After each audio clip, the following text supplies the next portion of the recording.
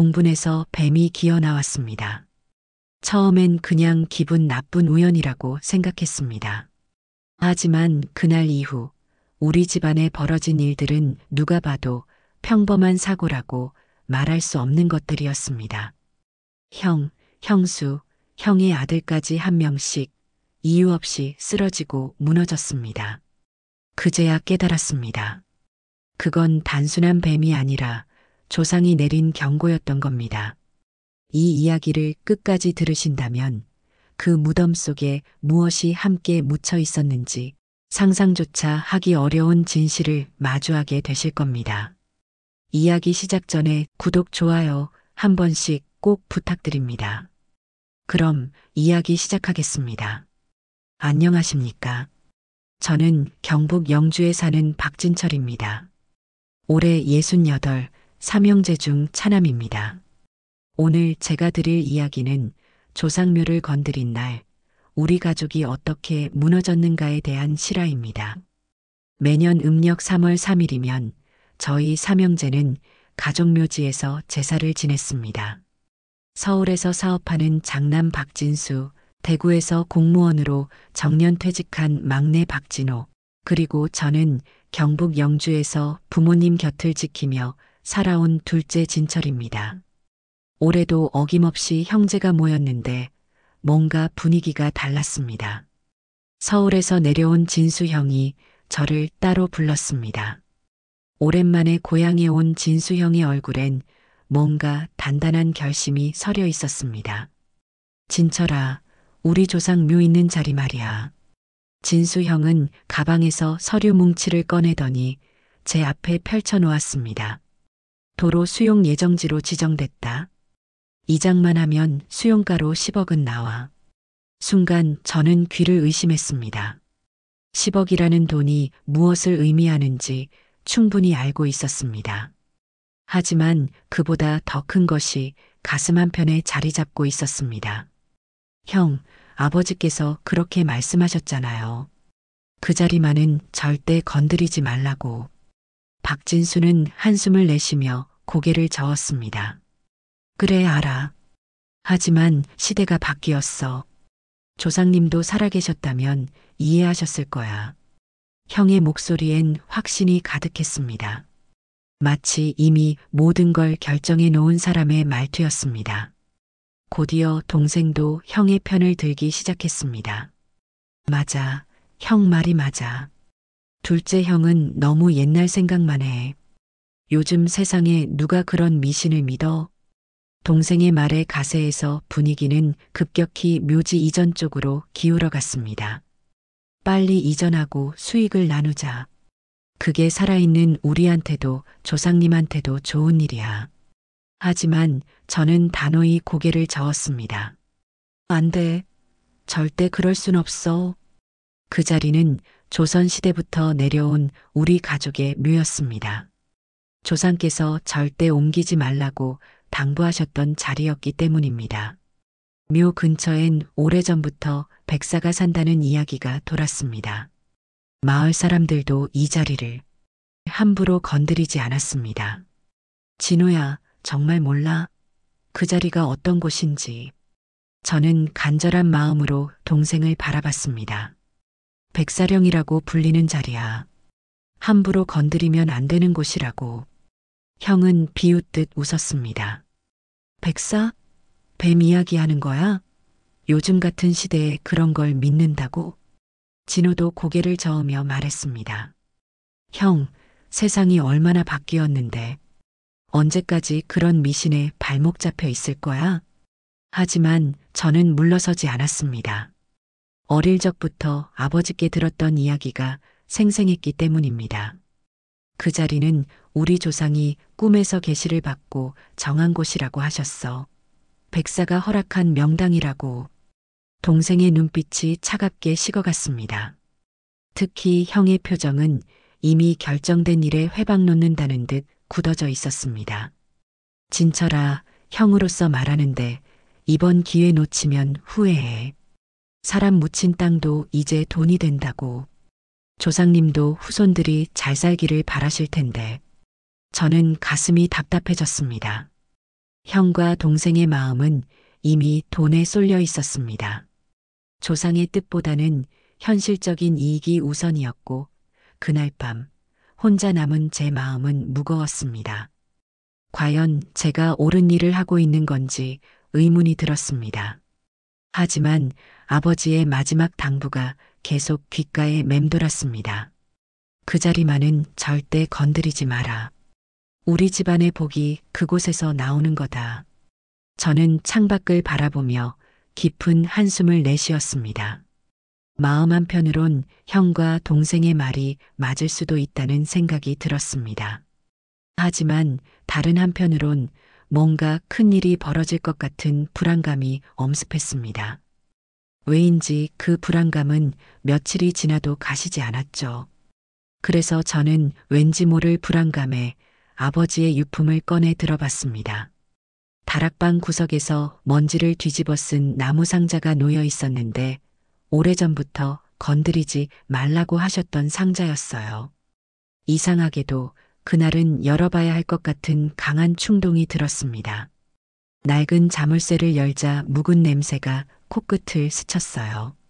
상자 안엔 100년은 넘어 보이는 일기장이 있었죠. 누렇게 바랜 종이 사이사이로 붓글씨가 흘려져 있었습니다.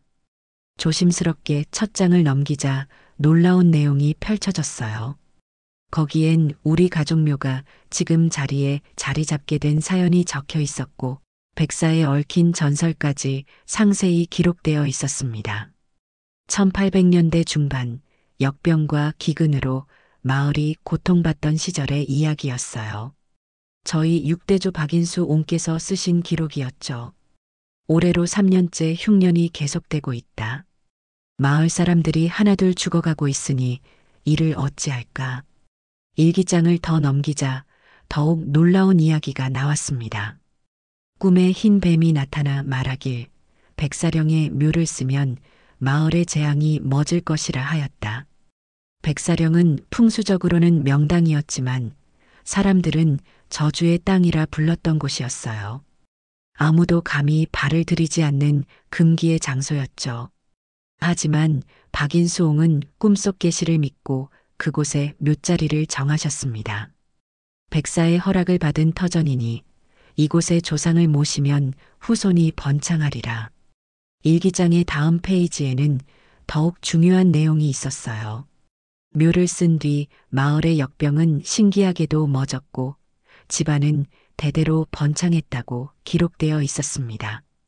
저희 집안이 이 지역에서 손꼽히는 분홍이 된 것도 그때부터였죠. 하지만 일기장 마지막 부분에는 섬뜩한 경고가 적혀 있었습니다. 이 묘는 백사의 선택을 받은 터전이다. 명당이지만 건드리는 순간 백사의 균형은 깨지고 저주가 되살아난다. 그 글귀를 읽는 순간 온몸에 소름이 돋았어요. 후손 중 누구든 탐욕에 눈이 멀어 이 자리를 옮기려 하면 백사는 반드시 나타날 것이다. 저는 손이 떨렸습니다. 형과 진호가 하려는 일이 정확히 이 경고와 일치했기 때문이에요. 아버지께서 평생 그 자리를 건드리지 말라고 당부하신 이유를 이제야 알겠더라고요. 단순한 미신이 아니라 실제로 경험했던 일들이었던 것입니다. 일기장을 더 뒤적이자 아버지께서 직접 쓰신 메모가 나왔어요. 일제강점기 때도 누군가 이 묘를 옮기려 했다가 집안이 몰락했다는 이야기를 들었다. 광복 후에도 같은 일이 있었다. 그때마다 백사가 나타났고 그 집안은 풍비박산이 났다. 저는 급하게 형에게 전화를 걸었습니다. 형, 아버지 일기장 좀 봐야겠어요. 중요한 게 있어요. 하지만 형의 대답은 차가웠어요. 무슨 일기장? 그런 옛날 이야기에 신경 쓸 시간에 서류나 챙겨. 형, 정말 중요한 거예요. 우리 집안 역사가 다 적혀 있어요. 진철아, 난 이미 결정했어. 내일 이장 허가서 내러 간다. 전화가 끊어진 후 저는 깊은 절망감에 빠졌죠. 평생 듣기만 했던 전설이 현실이 되기 시작했습니다. 그날 밤 꿈에 흰 뱀이 나타났어요. 선명한 눈동자로 저를 바라보며 무언가를 경고하는 듯 했죠. 꿈에서 깨어난 저는 식은땀을 흘리고 있었습니다. 이제 정말 돌이킬 수 없는 일이 벌어지려는 건 아닐까 하는 두려움이 밀려왔어요. 며칠이 지나 형이 저를 다시 불렀습니다. 얼굴에는 뭔가 단단히 결심한 표정이었어요. 말없이 종이 한 장을 제게 내밀었죠. 이게 뭐야? 이 장 허가서야. 시청에 이미 넣었어. 저는 충격에 말을 잇지 못했습니다. 가슴이 철렁 내려앉는 느낌이었어요. 형, 아버지 일기 못 봤어? 우리 집안 핏줄이 끊긴다고 그렇게 써 있었잖아. 형은 한숨을 내쉬며 고개를 저었습니다. 그딴 낡은 미신을 아직도 믿냐? 진짜 조상님이 살아계셔도 돈 앞에선 고개 숙이실 거야. 형의 말에 가슴이 답답해졌어요. 이미 돌이킬 수 없는 일이 벌어진 것 같았습니다. 그날 밤 마을 회관에서 이상한 이야기가 돌기 시작했어요. 초등학생 아이들이 가족묘지 근처에서 하얀 뱀을 봤다고 했죠. 한 노인은 옛날에도 이장 소문이 돌 때마다 백사가 나타났다고 중얼거렸습니다. 그때도 누가 묘를 옮기려다 벼락 맞고 죽었지.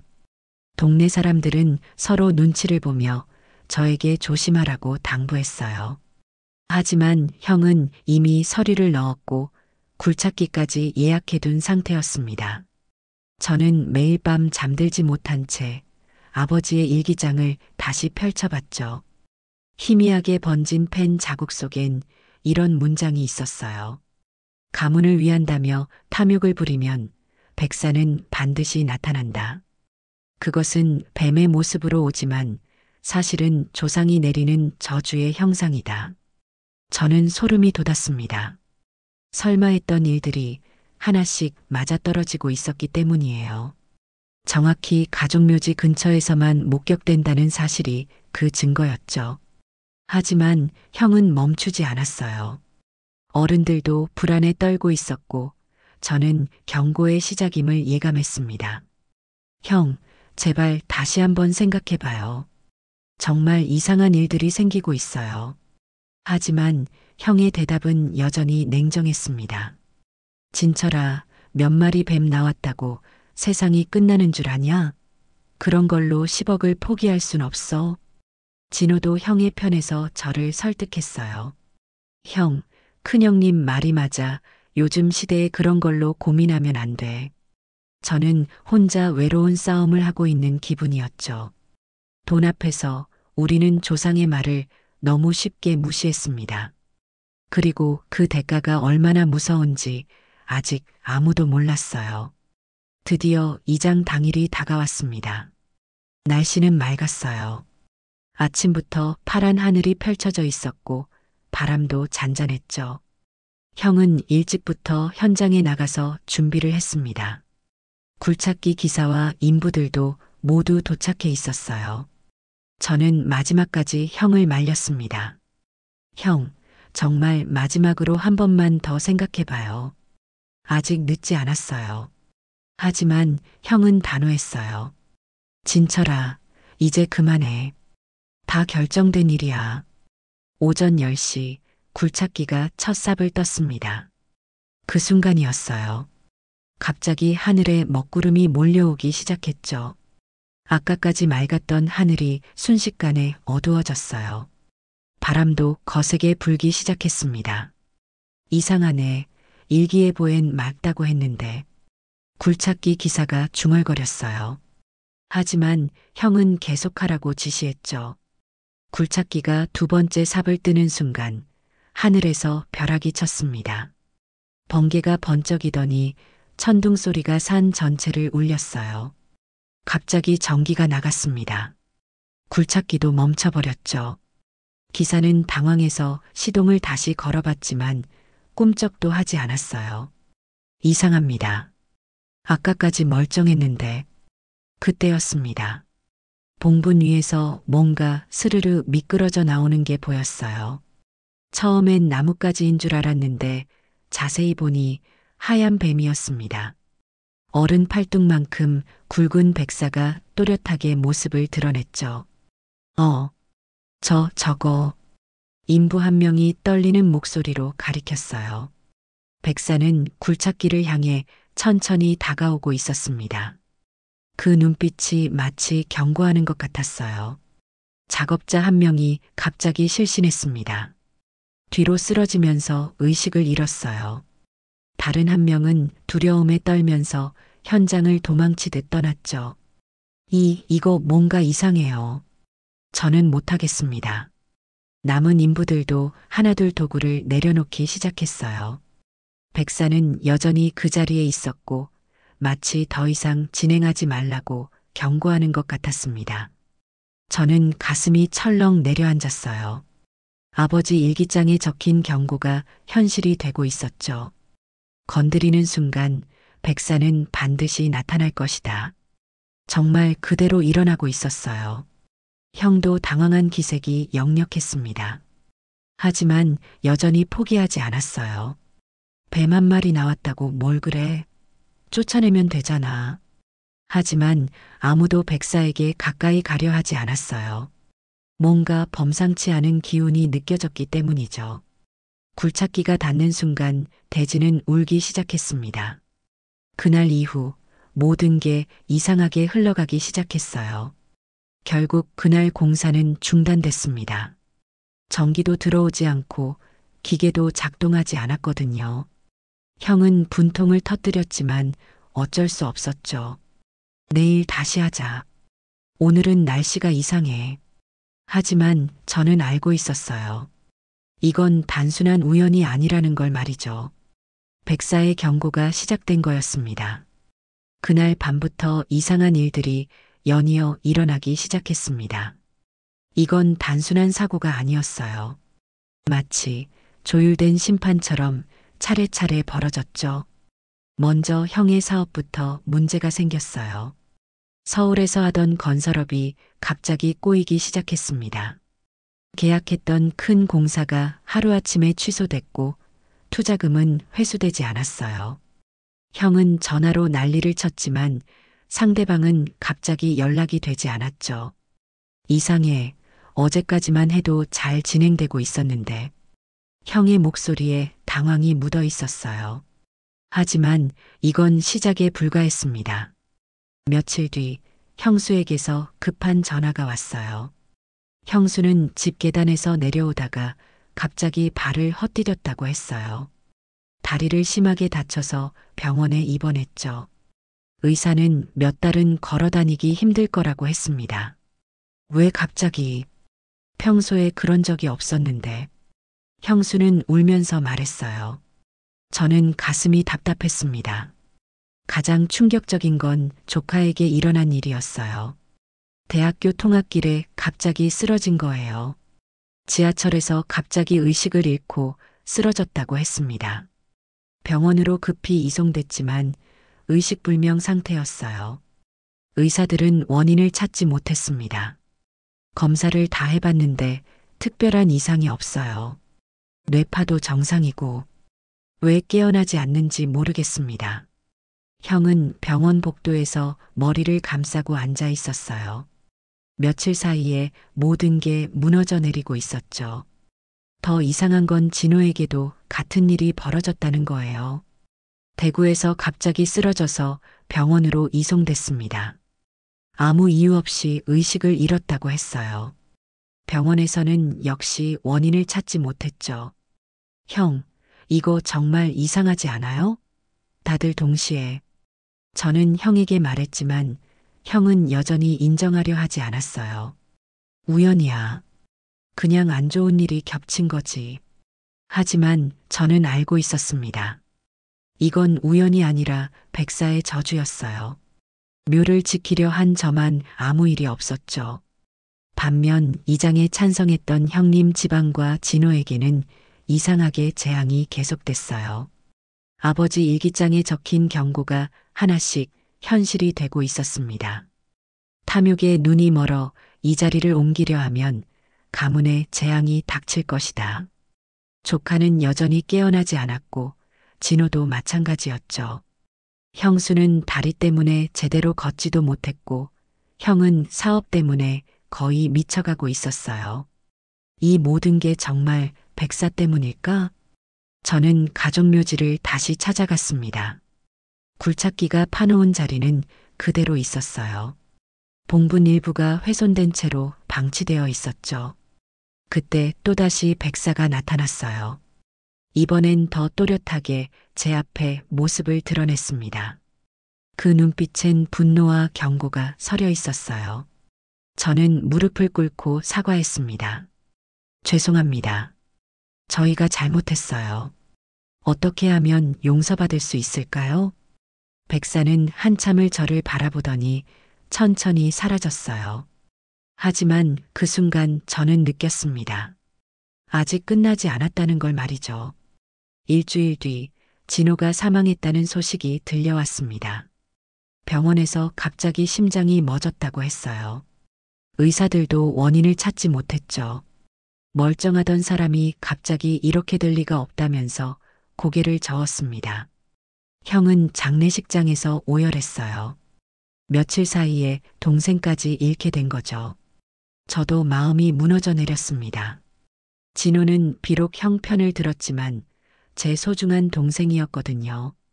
형, 이제라도 멈춰요. 더 이상은 안 돼요. 저는 형에게 간절히 말했습니다. 하지만 형은 끝까지 인정하려 하지 않았어요. 진철아, 이거 다 우연이야. 백사 때문이 아니라고. 형은 놀라며 슬퍼했지만 여전히 고집을 꺾지 않았어요.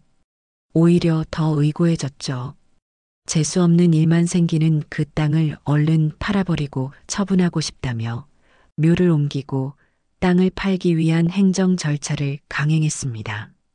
형은 시청과 도로 수용 관련 최종 절차를 남겨두고 있었어요. 최종 서류에 서명하는 날이 정해졌습니다. 그날 아침 형은 평소와 다름없이 집을 나섰어요. 시청으로 향하는 길이었죠. 마지막 서명만 하면 모든 게 끝나는 상황이었습니다. 하지만 그날 오후 충격적인 전화가 왔어요. 사고가 났습니다. 교통사고요. 형은 시청 앞 횡단보도를 건너다가 트럭에 치였다고 했어요. 현장에서 즉사했습니다. 트럭 기사는 브레이크가 갑자기 말을 안 들었다고 했어요. 이상해요. 차량 점검도 받았는데 왜 갑자기? 경찰도 고개를 갸우뚱했습니다. 기계적 결함은 발견되지 않았거든요. 저는 그 소식을 듣고 주저앉았어요. 형까지 잃게 된 거죠. 계약서에 서명하던 바로 그날 형은 세상을 떠났습니다. 그 직후 조카의 병세도 급격히 악화됐어요. 의식불명 상태가 계속되더니 결국 숨을 거뒀습니다. 의사들은 뇌사 판정을 내렸지만 정확한 원인은 끝내 밝혀지지 않았어요. 형수는 아들과 남편을 동시에 잃은 충격으로 정신 이상 증세를 보이기 시작했어요. 혼자 중얼거리며 헛웃음을 짓거나 갑자기 울음을 터뜨리곤 했죠. 결국 정신병원에 입원하게 됐습니다. 저는 혼자 남겨진 채로 모든 장례를 치러야 했어요. 가족들이 하나둘 떠나가는 걸 지켜보면서 절망감에 빠졌습니다. 아버지의 말이 떠올랐어요. 그 자리 건드리는 순간 가문이 닫힌다. 가문에 내려오던 복은 백사가 허락한 선물이었어요. 이제 그 선물이 끝나는 순간이 온 것이었죠. 진철은 가족묘지 앞에서 무릎을 꿇고 사죄했습니다. 모든 잘못이 형의 무리한 이장에서 비롯되었음을 절감했어요. 죄송합니다. 저희가 탐욕에 눈이 멀었어요. 용서해 주세요. 하지만 이미 늦었습니다. 백사의 저주는 완성됐고 우리 가문은 풍비박산이 났어요. 삼형제 중 묘를 지키려던 저만 살아남았죠. 그날 밤 저는 깨달았습니다. 돈보다 무서운 건 조상의 뜻을 거스른 대가라는 걸 말이에요. 저는 훼손된 묘를 원래대로 복원하기로 했어요. 더 이상 백사의 분노를 사고 싶지 않았거든요. 손수 풀을 베고 봉분을 정비하고 예전처럼 조상의 제사를 정성껏 올렸습니다. 마을 사람들도 도와주신 덕분에 복원 작업을 하루 만에 끝낼 수 있었습니다. 이틀째 되는 날에는 잔디를 심고 마무리 작업을 했어요. 조상님 죄송합니다. 후손이 잘못했어요. 저는 매일 묘 앞에서 사죄하며 정성껏 제사를 올렸어요. 향을 피우고 제물을 올리고 절을 올렸죠. 마치 어릴 적 아버지께서 하시던 것처럼 말이에요. 그렇게 며칠이 지난 어느 날 밤 신기한 일이 일어났습니다. 그 자리에 갔을 때 아무 말도 할 수 없었습니다. 묘 앞 봉분 옆에는 백사 모양을 닮은 작은 돌 하나가 조용히 놓여 있었던 거죠. 그 돌은 자연스럽게 생긴 것 같았지만 어쩐지 뱀의 형상을 하고 있었어요. 고개를 들고 있는 모습이 마치 백사가 저를 바라보는 것 같았습니다. 저는 그것이 조상의 용서이자 백사의 침묵이라는 걸 직감했어요. 이제 용서해 주시는 건가요? 저는 그 돌 앞에서 무릎을 꿇고 감사의 인사를 드렸습니다. 그 순간 바람이 살살 불어와 제 머리카락을 스쳤어요. 마치 조상께서 저를 어루만져 주시는 것 같았죠. 그날 이후로 이상한 일들이 멎었습니다.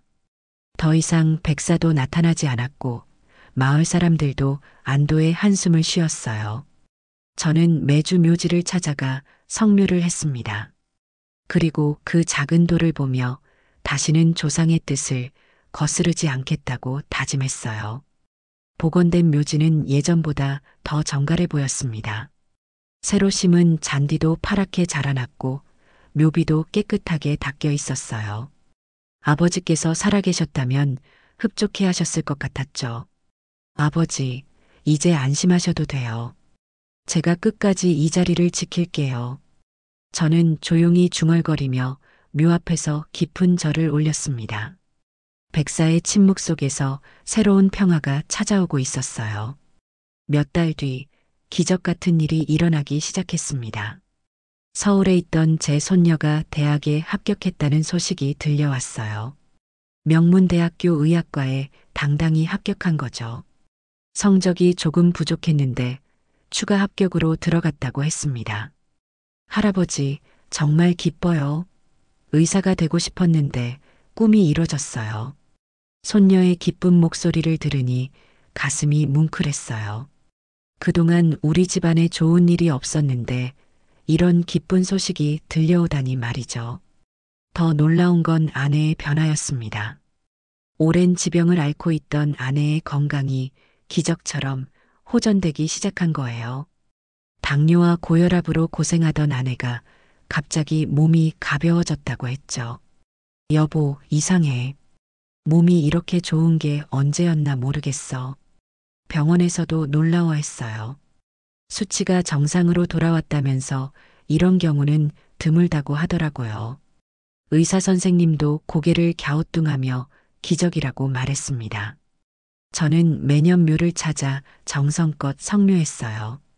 그리고 후손들에게도 이 땅의 사연을 빠짐없이 전해줬습니다. 특히 손자들에게는 아버지의 일기장을 복사해서 나눠주면서 우리 집안의 역사를 자세히 설명해줬어요.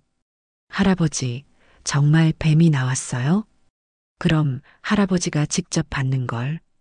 너희들은 절대 그 자리를 함부로 건드리면 안 된다. 손자들은 신기해하면서도 진지하게 들었어요. 어린 마음에도 이게 장난이 아니라는 걸 느꼈나 봅니다. 돈보다 무서운 건 조상의 뜻을 거스른 대가더라. 저는 자주 이 말을 반복했어요. 형과 진호가 탐욕에 눈이 멀어버러진 일들을 잊지 않기 위해서였죠. 명절이면 온 가족이 모여서 조상 묘지에 성묘를 갔습니다. 백사 모양의 돌도 여전히 그 자리에 있었어요. 손자들은 신기해하며 그 돌을 바라봤지만 함부로 만지지는 않았어요. 저 돌이 백사님이에요? 아마도 그럴 거야. 우리를 지켜보고 계시는 거겠지. 그 이후로 우리 집안에는 평화가 찾아왔어요.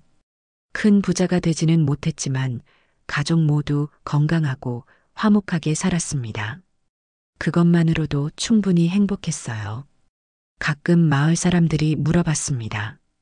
진철이 그때 10억 포기한 거 후회 안 해? 전혀요. 그 돈 받았으면 우리 가족 다 죽었을 텐데 뭘 후회해요. 저는 자신 있게 대답했어요. 돈으로는 살 수 없는 것들이 이 세상에는 참 많다는 걸 깨달았거든요. 지금도 저는 매주 묘지를 찾아갑니다. 백사령의 그 자리에서 조상께 인사드리고 가족의 건강과 평안을 빌어요.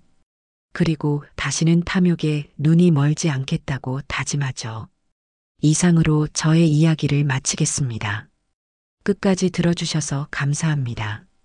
오늘 들려드린 이야기가 여러분의 마음에 작은 울림이 되었기를 바랍니다.